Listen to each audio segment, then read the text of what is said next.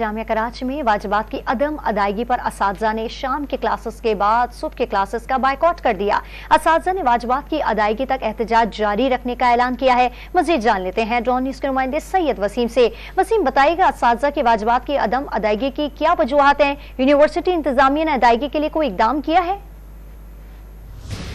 जी बिल्कुल, इस वक्त मैं मौजूद हूँ जामिया कराची में, जहाँ पर गुज़िश्ता 9 रोज़ से इवनिंग क्लासेस के बाइकाट के बाद आज मॉर्निंग क्लासेस के भी बाइकाट का ऐलान कर दिया गया है असातिज़ा की जानिब से। मामला ये है कि असातिज़ा के जो वाजिबात हैं उसकी अदम अदायगी पर ये एहतजाज रिकॉर्ड कराया जा रहा है, और अब जो है वो ये एहतजाज जो है वो इवनिंग क्लासेस के बाद जब मॉर्निंग क्लासेस में शुरू हुआ है तो बड़ी तादाद में जो असातिज़ा हैं उन्होंने आज क्लासेस के बाइकाट की वजह से जो दरस व तदरीस का सिलसिला है मुख्तलिफ शोबाजात में वो मुकम्मल तौर पर बंद हो गया है। 9.5 करोड़ रुपए के वाजिबात जो हैं वो अदा किए जाने हैं जामिया कराची की इंतजामिया की जानिब से।